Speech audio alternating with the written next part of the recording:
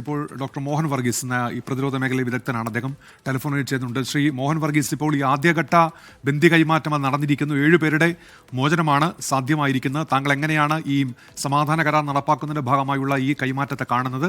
Shri doctor Mohan Varghese. വളരെ പോസിറ്റീവായിട്ട് തന്നെയാണ് ആദ്യ ബാച്ച് ഓഫ് ബന്ദികൾ 7 പേരെ കൈമാറിയിരിക്കുന്നു. ബാക്കിയുള്ള 13 പേരെങ്കിലും അധികം താമസിയാതെ ഏതാനും നിമിഷങ്ങൾക്കുള്ളിൽ കൈമാറ്റം ചെയ്യപ്പെട്ടേക്കാം. അതിനു പകരമായി ഇസ്രയേലിൽ നിന്നും വിട്ടുകിട്ടാനുള്ള തടവുകാരുടെ എണ്ണത്തെക്കുറിച്ച് ഇപ്പോഴും ആശയക്കുഴപ്പം നിലവിലുണ്ട്. ഹമാസ് കൊടുത്ത ഒരു ലിസ്റ്റുണ്ട്. ആ ലിസ്റ്റിൽ ഒരുപക്ഷെ ഒക്ടോബർ 7, 2023 ആക്രമണത്തിൽ പങ്കെടുത്ത ചില പേരുകളെങ്കിലും ഉണ്ടാവാം.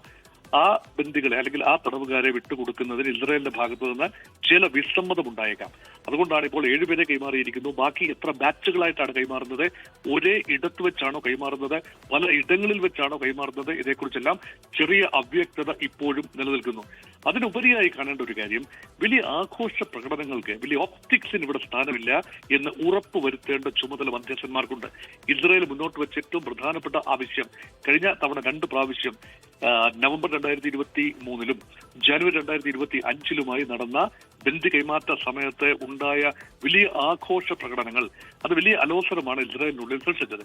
അങ്ങനെ ഉണ്ടാകുന്നില്ല എന്ന് ഉറപ്പുവരുത്താനുള്ള ചുമതല റെഡ് ക്രസന്റിന്റെ ജീവനക്കാർക്കും അതുപോലെ തന്നെ സമാധാന പ്രക്രിയയിൽ ഉണ്ടായിരുന്ന മധ്യസ്ഥ രാജ്യങ്ങൾക്കും എല്ലാം തന്നെ ഉണ്ട് എന്ന് കരുതുമ്പോൾ ഇപ്പോൾ കാണുന്ന സാമാന്യം ശാന്തമായ രംഗങ്ങളാണ്. തീർച്ചയായും അതിന്റെ ഒരു ഭാവി എന്ന് പറയുന്നത് പ്രധാനപ്പെട്ടാണ്. ലോകത്തെവിടെയായാലും ഏത് സമയത്തും 24 വാർത്തകളും ഓഗ്മെന്റഡ് റിയാലിറ്റി പാക്കേജുകളും എക്സ്പ്ലെയിനറുകളും വിശദമായി കാണാൻ ഞങ്ങളുടെ യൂട്യൂബ് ചാനൽ നിങ്ങൾക്ക് സബ്സ്ക്രൈബ് ചെയ്യാം.